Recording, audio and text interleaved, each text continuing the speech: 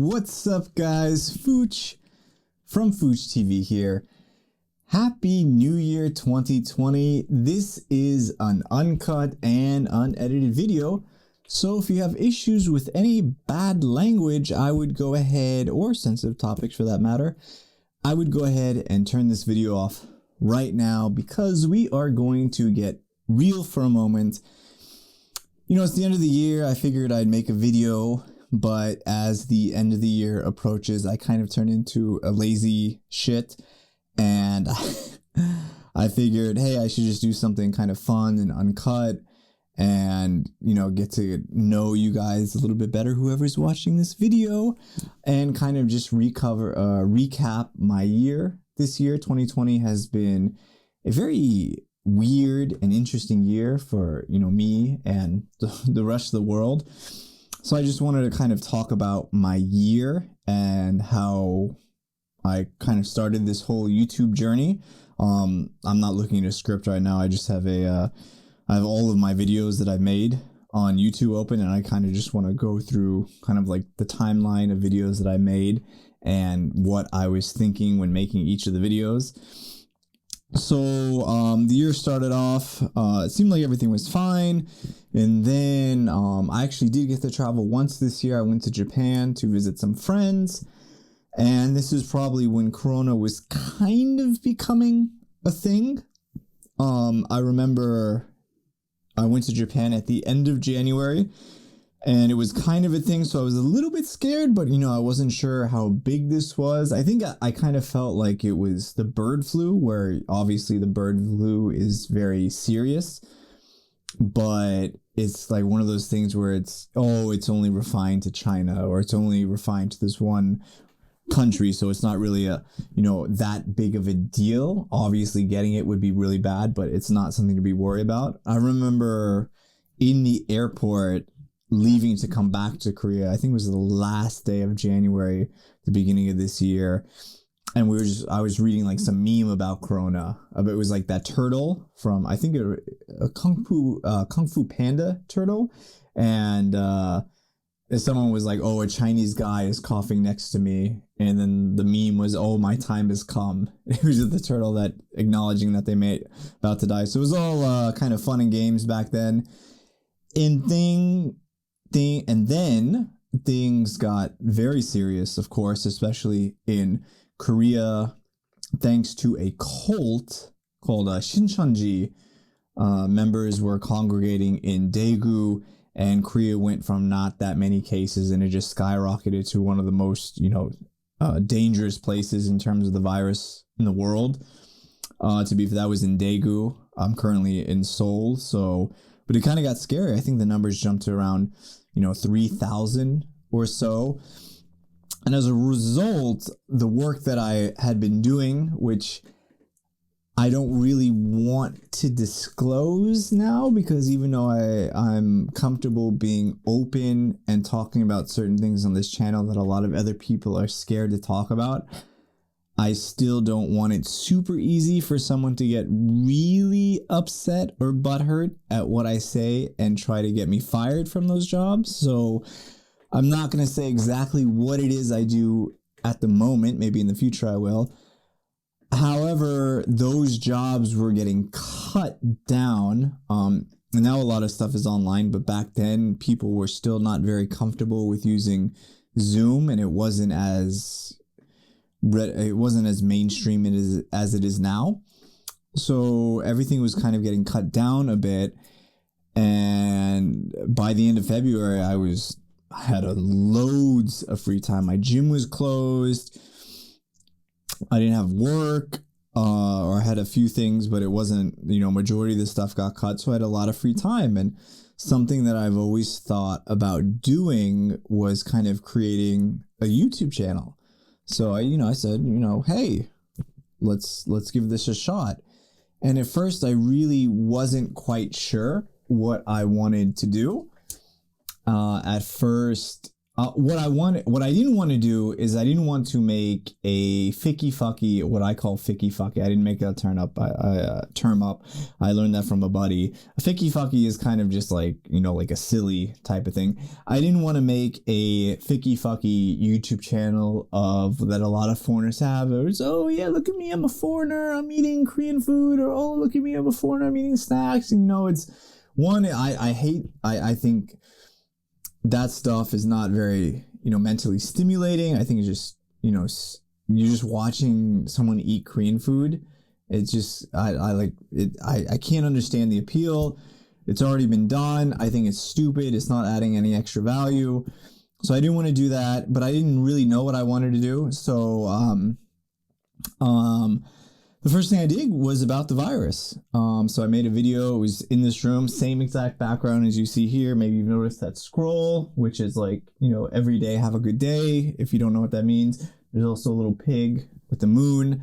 It was just me sitting in front of a camera talking about Corona and how Korea is doing such a better job managing it in the US. I don't, for some reason, people in the US are retarded, and I'm American, by the way. People in the US are retarded. They don't wear a fucking mask. Like, just, it's a freedom. Like, okay, well, you go out every day wearing pants. You can't go outside being naked.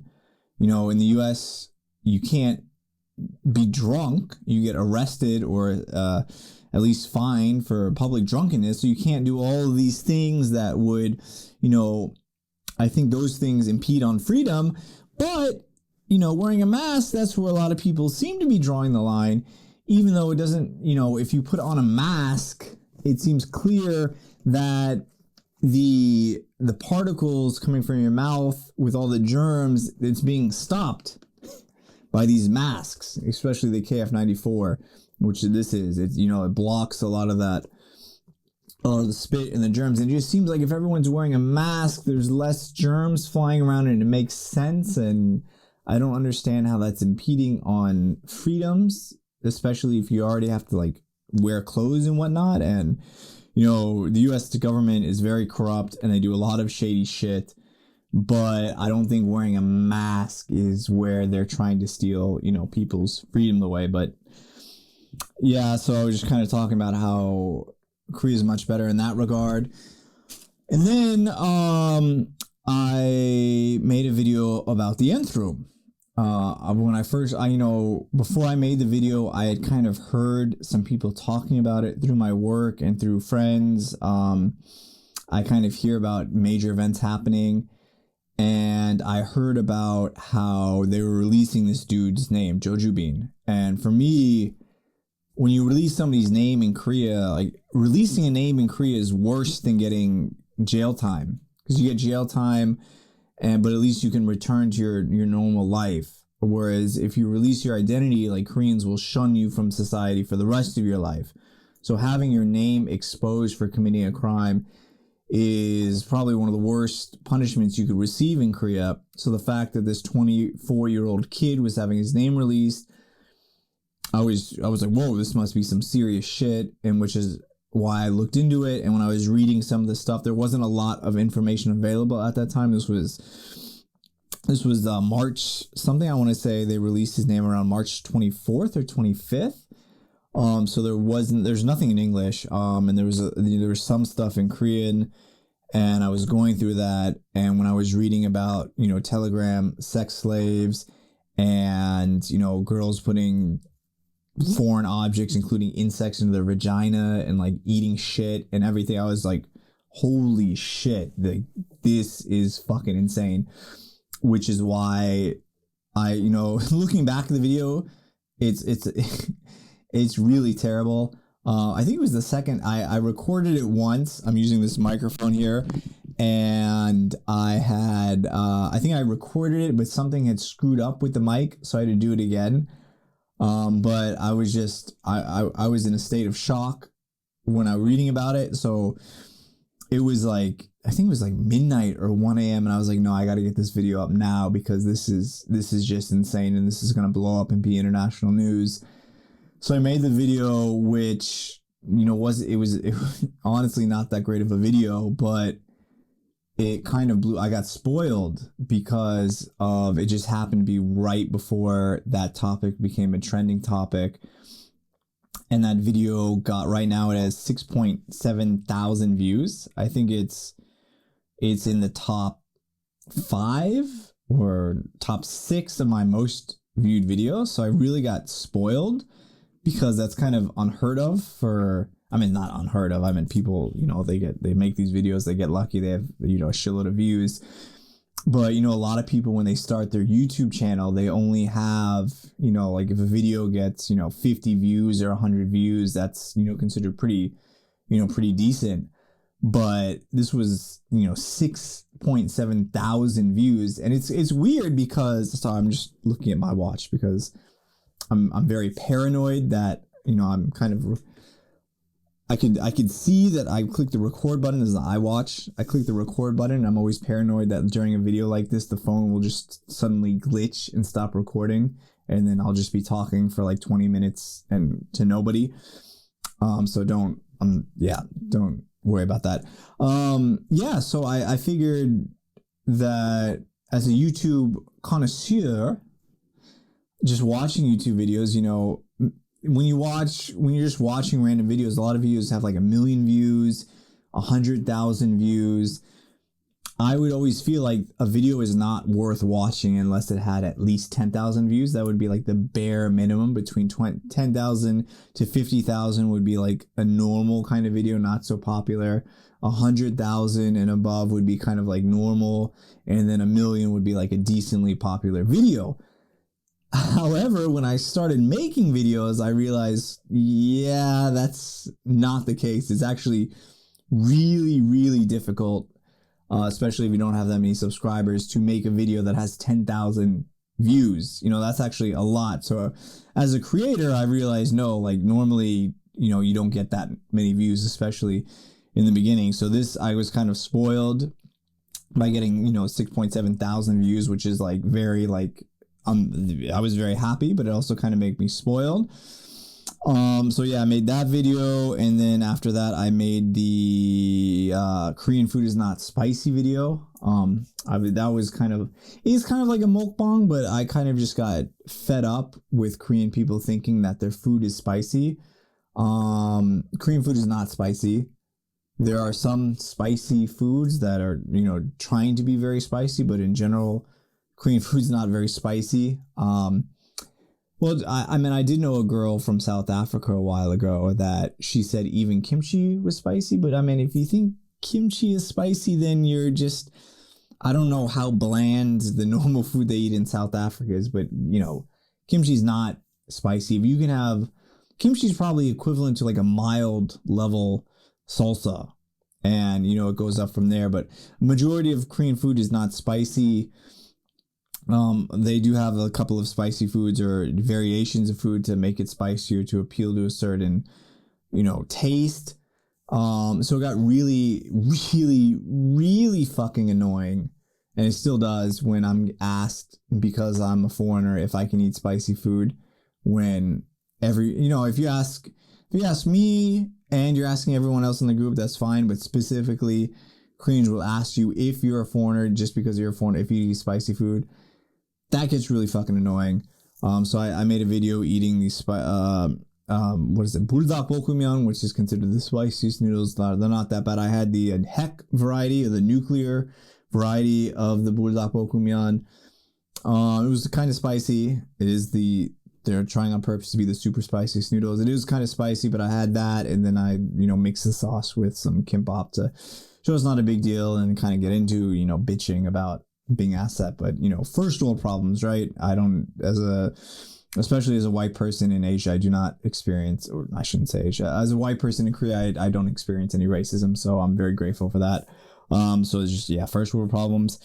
A couple more update videos about the Nth Room as they came out. I did a video about the Democratic Party possibly being racist. A lot of the complaints I had in that video, it turned out now it's fine. At first they weren't giving stimulus to foreigners. They ended up giving stimulus. A couple of the taxation stuff is kind of racist, but whatever. And then, yeah, one of the videos, which is probably becoming the most popular video now, K-popstitutes. I'm very proud of that word. K-pop plus prostitutes, K-popstitutes. That's a timeless video. Essentially, a ex K-pop trainee came out and said, yeah, you know, like these girls that don't make it, it's very difficult to make it big. However, if you're in a group that doesn't make it big, you kind of become a prostitute. You spend so much time and training and money to become a K-pop star. And if you don't make it, you kind of don't have that education. You're kind of, I mean, you're still very beautiful or very handsome, but you've gone through 8 years of training, so you kind of missed out on university, so there's not really that many job opportunities available for you. So these hostess bars, they try to recruit these people that kind of try to become K-pop stars but failed. And yeah, some of them end up becoming prostitutes. So that's becoming one of the most watched videos that I made. I think it's worth a watch. I think it's pretty interesting. Obviously, every country has fucked up shit related to this. Hollywood, you know, Harvey Weinstein and all the other stuff going on. I'm sure every country has some variation of this. So I did the K-popstitutes. And here's when I started getting into a little bit of trouble. The Seoul mayor, who is the Democratic Party, he's very pro female rights, was accused of having an inappropriate relationship with his secretary, and then she filed a police report, and then he killed himself. The dude, I mean, this was unfolding about 6 p.m. I think on a Thursday evening, and I have a buddy that works in the news industry, and he told me the story was embargoed, which for those of you who don't know, I didn't know at the time either. It means that, you know, news agencies aren't going to talk about it. Like, this dude was dead. At the Seoul mayor, one of the richest cities in the world, most expensive cities in the world, you don't just disappear with them finding essentially a suicide note or a will, and then the police find you all willy-nilly okay. And then have a embargo set up or put out for news. The dude was dead. I made the video. I think even one news agency even said he was dead. I made a video saying he was dead before it was official. And then people got on me for making that too early. I still stand by the video being okay. The dude it was clear that he was dead. And interestingly enough, they just reopened the investigation for that. So we should be finding out what exactly happened between the Seoul mayor and his secretary. And I'm going to take this moment to have a sip of apple juice right here. This is just apple juice. Crazy year for stories in Korea. I say that the real life, all these crazy scenarios happening in K-drama, people getting slapped in the face with kimchi, or these rich families, he's cheating on her and she's cheating on him, and all this like crazy shit happening. Let me tell you right now, Korean society itself and the real news, some more crazier shit happens than what's happening in the drama. Let me tell you that. And then the next story is the digital prison. So essentially an anonymous guy, he said his cousin was a victim of the Nth Room. So he was sick and tired of the lenient punishments given by the Korean government.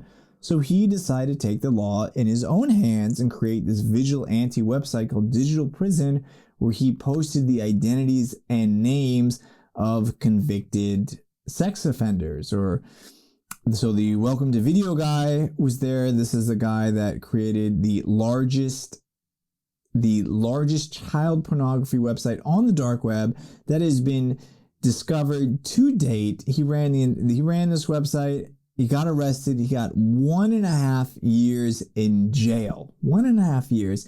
And then he was released under the guise of, the U.S. wanted to extradite him. Some Korean judges refused because they said that he would be more helpful to them in Korea, so they can undercover other people that participated on that website who happened to be Korean, or, just find other people related to these types of crimes. So this digital prison dude, he posted the identity of the person who had welcomed the video, the name slipping my mind right now of the guy, but he posted his picture and name, and he also posted the picture and name of the judge who refused to extradite him to the US. Now, at the time, I thought this was great because I thought they were focusing on actual convicted criminals where they had a lot of proof that they were guilty and the court of law determined them guilty.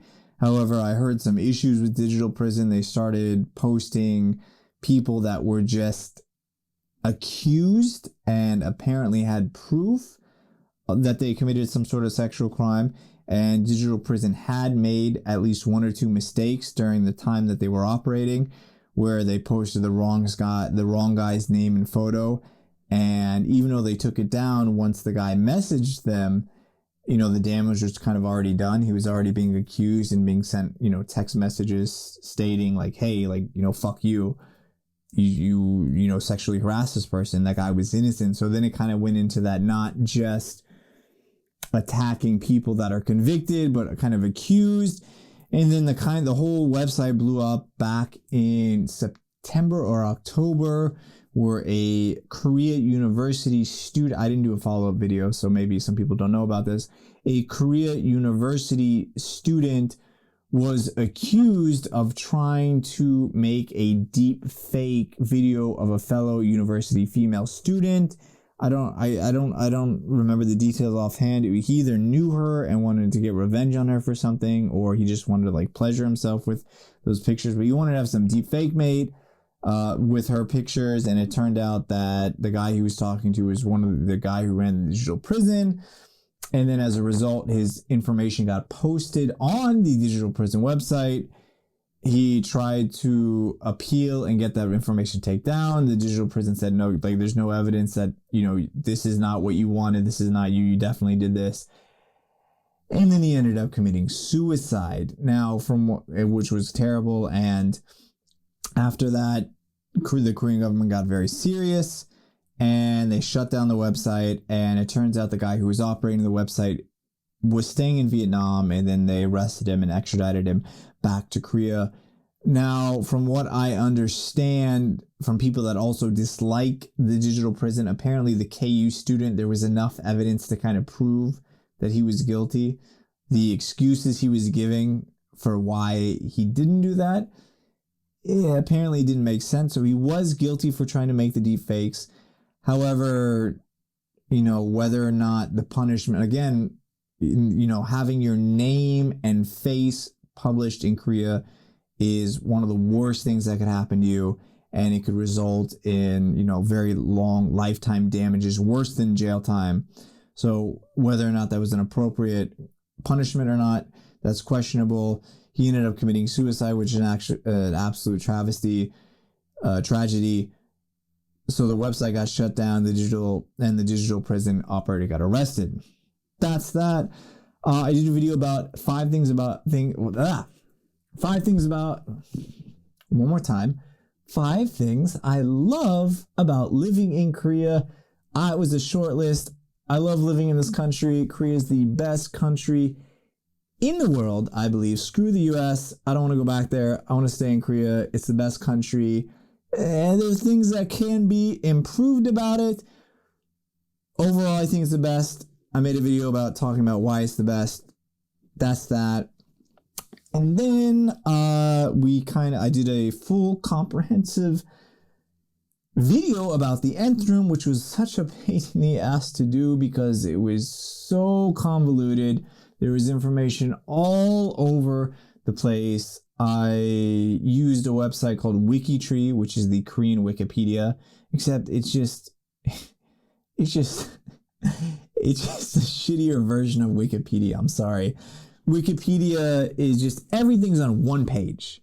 All the information for a case is on one page.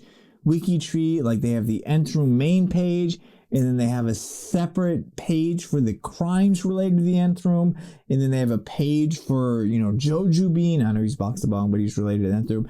and got, and then all the pages have different information, and it's just so bad. So I had to go through all those pages, all those reference links, and kind of research and understand everything. And I made this comprehensive video, and this is kind of why I was talking about earlier about being spoiled, about the first Nth Room video. I made the first Nth Room video is 15 minutes. There's no editing. It's just me being shocked about some things related to the Nth Room. It's just not a good video, and it's fine because it's my second video. That's my second video. Like, whose second video is good? And that's fine, but that took me. It's a 15-minute video. I think, I had to record it. It took me less than an hour to record that video and upload it, and it got 6.7 thousand views. And then the Nth Room video where I busted my ass trying to learn about this and studying it and writing the script. And I didn't mention this, but from the digital print, from the 5 things I like about Korea video. Oh, is it? Hold on, I'm checking right now. I know this is not going to be edited, so maybe this part's going to be boring. No, from the digital prison video, I got my friend involved in the FoochTV channel. He's wanted to make a YouTube channel. He doesn't want to show his face or anything, so he kind of wants to be behind the scenes. And he became my editor, so that's why you see some of the videos are amazingly edited. These are also the videos that usually have the Korean subtitles. That's like very top-notch editing, even though he just started learning video editing earlier this year and has a job in a completely different career. He's been doing an amazing job. He does have a couple of his own YouTube channels as well now, where he kind of it's just, other clips or whatnot. He got involved, and we worked super hard for this Nth Room case, and it got right now it sits at 539 views. I don't do it for the views, obviously, but it does, there is something that kind of hurts when a shitty video that has no editing and it was just done off the cusp, that has, nearly 7,000 views in a video where you put your heart and soul and so much time and energy in, and it only has a few hundred views. So I did that, and that was probably our first very good video that we both worked on together. And then we got into the first big set of controversy for the year, and it's not on purpose. So, we're at 27 minutes right now. This is going to turn into a very long video. Hopefully, we'll wrap up in the next 10 minutes. I'm going to try. Sam Okyere. So, when I first heard about this, I heard about it. The kids did the high school students did the blackface for the Ghana pallbearers. It was all in good fun. Korea is a homogeneous society. Everyone here is fucking Korean. There's a couple of foreigners. There's hundreds of foreigners, thousands of foreigners. But there's a percentage. I want to say it's between 1% and 3% of the population is foreigners. Everyone's Korean. Nobody knows that blackface is a serious problem. Even in the West, people are taking blackface a little bit too seriously. It's bad. It's insensitive. People shouldn't do it. It's not the end of the world. It depends if it's done in all good fun. Robert Downey Jr. in Tropic Thunder, that was funny. That was good. It wasn't insensitive. Dave Chappelle dressing as a white person doing whiteface or whatever. I don't even know if that's what you call it. The White Chicks movie, the people dressing as white people, making fun of white people. It's all in good fun. It's not intentionally trying to be racist. It's all in good fun. The high school students, they dressed as the Ghana pallbearers. They weren't trying to be racist. The Ghana pallbearers even gave them props. Sam Okyere, he was upset. He posted their picture on Instagram saying, "I can't believe this kind of racism still exists in Korea in the year 2020. We need to become less ignorant." Yada, yada, yada. People got mad. Also because he had this whole TK pop hashtag. All the details about that are in the videos. You can check those out if you want. And I made a video explaining the situation. There's a 15-minute video. I spent 12 minutes defending the high school kids' blackface the blackface, something that would be suicidal in Western culture right now. You do not tolerate blackface in any sense. It's a terrible thing. I defended Koreans' outrage towards Sam for attacking the kids for the blackface for 12 minutes, not because I wanted to make a stand and because, I don't like black people or because I want to show that I'm on the Korean side. It wasn't that big of a deal. It was funny. At worst, it was distasteful. There's no reason to bring it to that international stage of trying to get those damn K-pop stars involved who are political activists in Western countries. However, the Koreans got up. It's not Koreans. Okay, I gotta. Not all Korean people are like this. There are many people that weren't mad at Sam for attacking the high school kids because they also thought blackface was bad.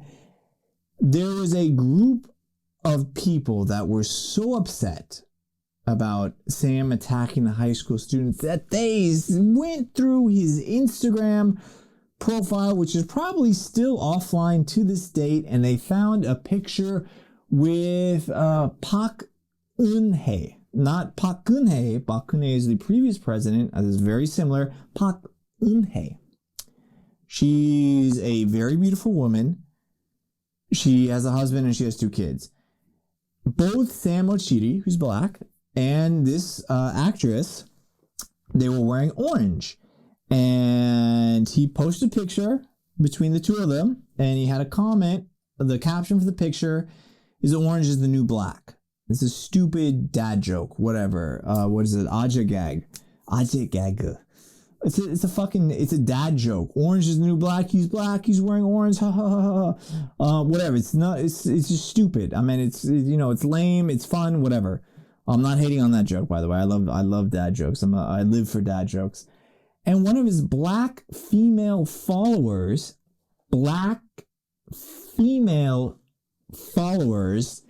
said, cute, once you go black, you don't go back, which is, of course, is related to black guys or even black people in general being more desirable to date. So once you date a black person, could be open to black men and black female. Once you go black, you don't go black. Black people are better to date. Once you date a black person, you're not going to date someone of another race. That's one part of that saying. And the second part was orange is the new black.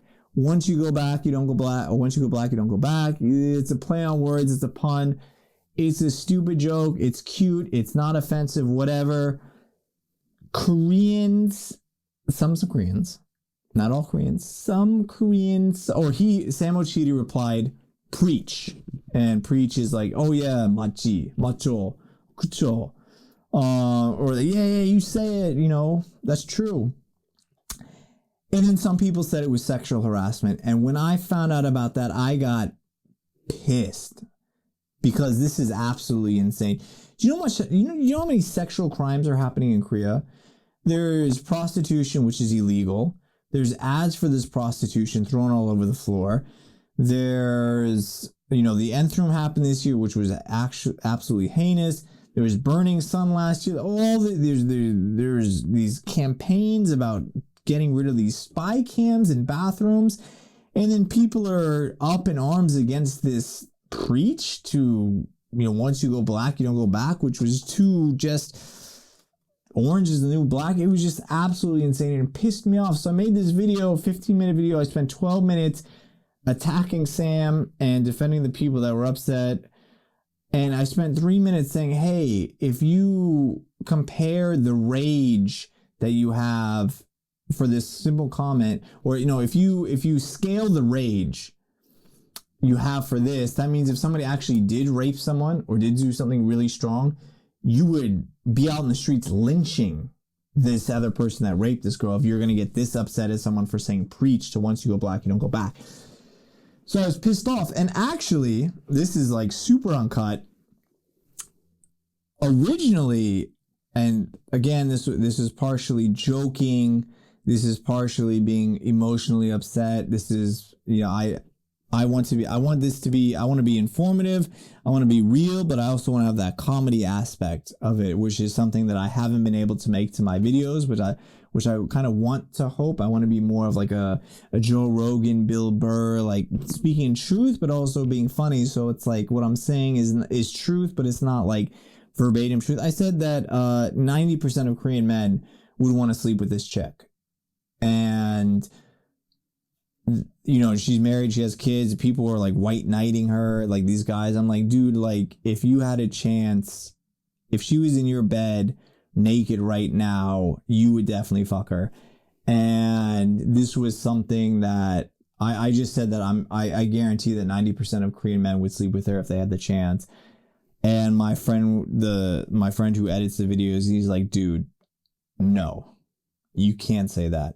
You really cannot say that. And I didn't think it was that big of a deal. But at first I fought him against it, but I was like, hey, you know what? When I made the video, I was emotional. I don't actually mean literally 90%. I just mean I think a lot of guys would do it. Better safe than sorry, let's take it out. And with it being taken out, I thought this was not going to be a very bad video. I thought it was very fair. However, I got so much hate for this video. Right now it has 4.6 thousand views. It has 183 likes, 333 dislikes. So much hate. I got criticized for what I said. People called me an idiot. They called me a retard. They told me to get the fuck out of Korea. They made fun of my bald hair. Oh yeah, they made fun of my bald hair. That's not why I'm wearing a hat right now. It's cold, so I'm not ashamed. Bold and proud. Bold and proud. No, yeah, they would absolutely hate. It got posted on, you know, I was hated by Korean guys for saying like I'm insensitive and how, you know, this, you know, people can't say this. The feminists attacked me. The people in Western countries that think blackface is absolute sin, they attack. I was just like, I was not on anyone's good side. A few people though were happy, and or maybe not happy. They agreed, and they said, you know, either they agreed with my opinion, or they said, you know, I may not agree with your opinion, but I think it's important to hear other people's opinions, because in Korea, even if you have a different opinion than other people, if your opinion is not in the majority, a lot of people have to be silent, because Korean is very collective, and therefore if you have a differing opinion, you may get shunned from society. And yeah, that does happen in the West. However, it's more severe in Korea if you get shunned from society, and it just makes everything harder. So I had a few people defending me, and unfortunately they got attacked as well, but I'm very grateful to the people that did defend me. I had some friends, and I love you guys, they called me and they said, dude, Fooch, you need to take down this video. I'm not going to say their name, B and K, that's the first names of their initial. They called me on a group chat and they're like, you need to take down this video. This may live with you for the rest of the time you live in Korea, which will hopefully be the rest of my life. You need to take this down. But I couldn't do it. It was kind of weird receiving the hateful comments from so many people. It didn't affect me too much, because I know these netizens, they wouldn't say shit to me in the streets, or if I knew them in real life, they wouldn't say shit to my face. It's just like keyboard warriors, you know, kind of like, they're like, oh yeah, you're ugly, you're fat, bald, whatever, you think like a fucking retard. They wouldn't say it to me in real life, and so that kind of like, knowing that, these people are just angry with their lives and they need to release their anger somehow. Also, because Sam deleted his Instagram, a lot of the people that were angry at him weren't able to release their anger towards him. So I was kind of like an outlet for that. But yeah, so I actually created a follow-up video, because in my original video, I told the people that were upset, I said, quote, shut the hell up. You shouldn't be angry at this if you're allowing all this other stuff to happen. So I just made a follow-up video. It's just a 2-minute video kind of emphasizing that I do not mean that I wasn't belittling Korean culture. I don't even remember what I said. I said that I just clarified that if people got this angry at Sam, people should be much angrier about the other sex crimes, and don't worry about it. This video got more hates. It got 4.5 thousand views. It got 57 likes and 213 dislikes. Yeah, so that's the sandwich video. I still stand by. I said the reason why I didn't take down the video, because one, I'm not going to get bullied into taking down my video. I believe in free speech, and if I have something that I feel like should be said, I'm not going to take it back out of consequences of people getting upset. Two, even if I did delete it, I'm sure somebody downloaded it and was ready to post it online, so it wouldn't have done anything anyway. And three, it would have just looked stupid. And yeah, so I know this is getting. I knew it was gonna be a long video. I didn't know it was gonna be this long. How are we doing on time? Let me check the watch. 40 minutes. It's a podcast. 2020, the year, not very good. That's not fair. I've had, even though this was a challenging year, I've had gone through challenging years in the past. So I was kind of used to kind of rough situations. I'm also very lucky to be in a situation where I have a residency visa. A lot of people that are teaching and have the teaching visa, their hours got cut or they got fired and they essentially couldn't do anything. As a resident, I can do, any odd job that pops up, I'm able to legally do. So I am very lucky to be in this situation. So it hasn't been the worst year for me, very fortunately. I did a travel log. That was okay. I went to Busan, had an amazing time in Busan. So that was a little bit kind of fun to do that. I did something about people not washing their hands in Korea. There are many things that, they're little like foreigners that live here. They're things that, people get annoyed. They notice, they get upset about. A lot of people in Korea do not wash their hands with soap. And when I mean a lot of people, I don't mean 50% or more. I mean, it's a number where it's noticeable. And it's not just me noticing it. It's every foreigner noticing it. A lot of people do not wash their hands. And I'm not talking about just peeing. I mean, if you take a shower and then you go pee and you're not touching anything, I don't know about girls, but like guy, you can kind of go to the bathroom in a urinal without actually touching any. I mean, if you take a shower, then, it's clean down there. And so it wouldn't be really dirty anyway. But even if there's ways that you can kind of still, go to the bathroom without touching anything. So you technically don't need to wash your hands, but especially the people that are going to the stalls, because it's not just about what you're doing. When you lock the door to the stall, if somebody, anyone who takes a shit in the stalls, when there's shit particles on their hands, and then they unlock the door because you can't wash your hands without unlocking the stall. So automatically that stall has shit particles on it. So even if you go to the stall to pee, when you come out, you're touching somebody else's shit particles. And you just need to really wash your hands with soap, please. But people don't do it. People do it. Some people don't do it. More people don't do it here than in Western countries. It'd be nice if that changed, especially with the whole coronavirus thing. It's getting better. 영국남자, it has 13,000 views. It's currently my most viewed video. Again, this was one of those things where, and by the way, I don't make videos.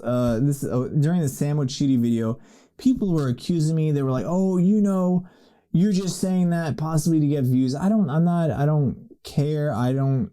If I make money from YouTube, great. I have jobs. I have ambitions related to things not related to YouTube. I'd rather be real and speak my truth, or speak what I believe in, speak the truth, and get people on board. Hopefully get people on board, or people that agree with me that are too scared to kind of say these things by themselves. I don't say anything that I don't mean, and I definitely don't say it in order to get views. This is what I believe. Maybe I'm crazy for saying stupid shit. Maybe it's going to hurt me in the future. This is what I truly believe. What I say is not fact. It's just my opinion. Maybe something I say, or I don't know what I'm saying. If what I'm saying now, it doesn't mean in the future I won't change my mind. I may run into someone and they may have a great argument against what I said, and they may convince me. That's also possible. I'm very open to changing my opinions if I run into something where I think that, oh, that's a good point. 영국남자, what he did was idiotic. I don't know what the fuck he was thinking. It was stupid. Korean people didn't like it. Some people in Korea didn't like it. And yeah. But he technically, I don't know if he did anything wrong. They didn't break quarantine. They didn't go out of their house. They didn't invite people into their house. They invited people into the building, which those people, if they were invited by other tenants living in the building, they would be able to enter the building. They invited people to the building to drop gifts in front of their house.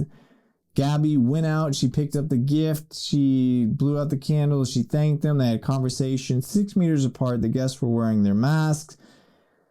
They didn't break the law. Technically, I don't think. I didn't hear anything. They definitely didn't break any tax laws. I'm guessing they probably have paid professionals to deal with all that stuff. People got super pissed. People got ultra pissed. Some dude wrote me a research paper about there's no way that what they didn't break the law. It broke quarantine. He's not paying taxes. They were like bringing these comparison videos of where they live and what videos they were posting. It was just this giant essay about it. And it's just like, dude, if you spent that much time at your job doing a good job, or you spent that much time with your family, you would be living a much happier life and you wouldn't be this angry on the internet. Like, dude, like, even if they did break the quarantine law, like, is it really that, like, maybe I don't give a shit. Like, yeah, if they broke the law, they broke the law and they should get punished. But like, dude, how are you so mad? What are you doing in your life wherever you're doing, whether it's studying, whether it's, just working or just having a family, that you're so angry that you're able to write a research paper with reference links to so many different things talking about how this YouTuber is right. It's just just focus on yourself, bro. Just get a fucking life. It's just crazy. I started making videos about the news.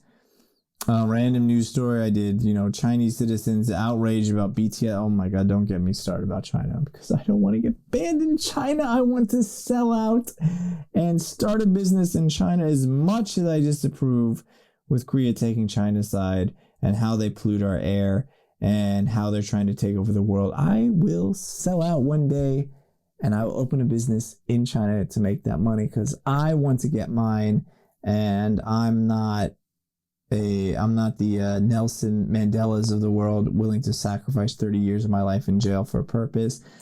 I just want to be successful and be rich and enjoy life and then die. Partially joking on that, partially not joking. I finally did Boxabong. One of my viewers, Michelle, thank you so much, Michelle, for watching my videos. She was on my ass about making this Boxabong video, and she gave me shit until I made it, and then I made it. So I'm sorry it took so long. Yeah, and then, Chodu soon, more news videos, Steve, you. I think just talked for 47 minutes by myself in a room looking at my phone. To summarize the past 47 minutes, I wasn't expecting much when I started this YouTube channel. I wanted to get monetized eventually just to see if I can do it. As of this video, I have 344 subscribers. I haven't been doing the best. This video will be the 35th video that I've made since March, so that's about 10 months, 9 to 10 months, depending on the beginning or the end of the March when I started.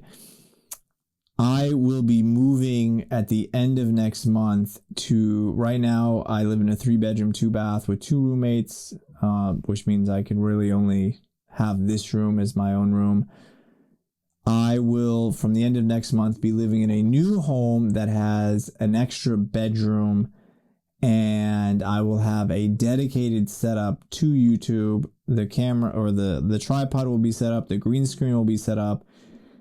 I'll be able to jump on, make videos whenever I feel or need to, and then upload that. So there'll be much more videos next year.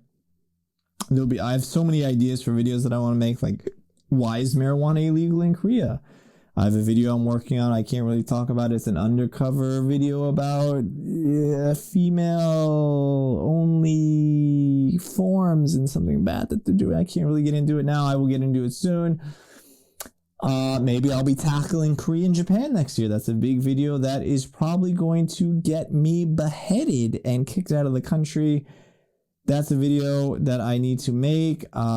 Any sort of social issues that come up, I think the strategy is just to be making videos that I want to make to explain things like Nbongbong or whatever, and then also coming up with these kind of trendy topics like the Steve U or Sayuri or the Sam Okyere. Not that I still have an opinion and I do want to talk about those topics, but I think I'll be focusing on kind of these trendy news stories, giving the idea of what Korean people think and what I think about it, as well as kind of focusing on like, why is marijuana illegal? Why is this happening? Why is that happening? If there is ever, this is what happens when you are doing it uncut. If there is ever a video that you want to know more about, or if there's ever a topic that you want to know more about, I will create a video just for you. Whenever you want, you can leave me a comment in this video or any video. I check all the comments. I try to reply to everyone. You leave me a comment. You can send me an email at I think it's FoochTV@protonmail.com. You can see that in the about section of the YouTube channel. If you're ever curious about any topic at all that's anything remotely related to Korea, I will do the research for you. And I will create a video providing all the factual information, and I will also give an opinion on that. So let me know anytime you did. I want to thank you guys so much for making this. I don't know what I was expecting.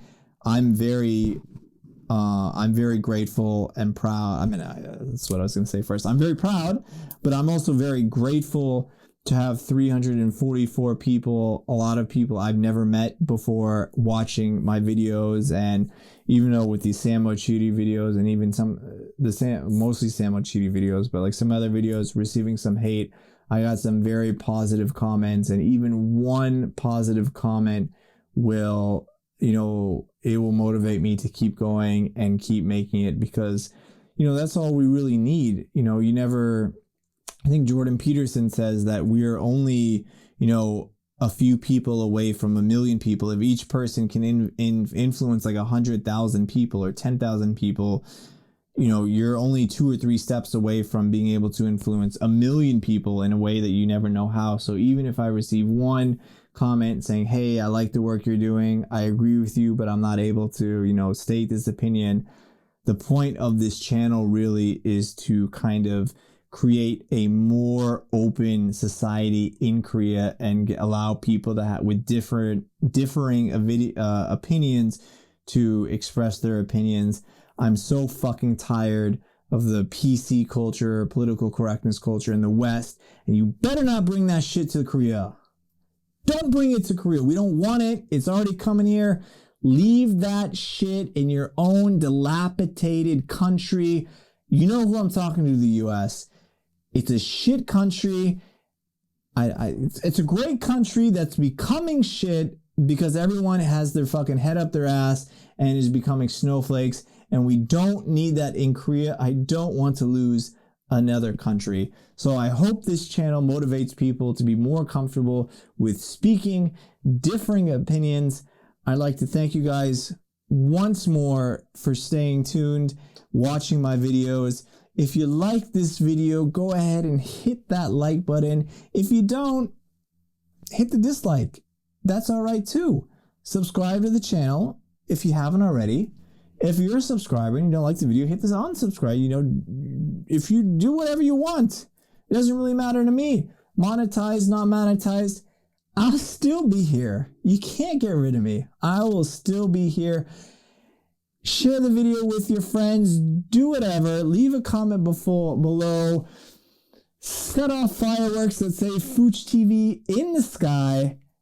Happy New Year. I will see you 2021. It's going to be a great year. I know it. I feel it. I will see you guys in the new year. Take care.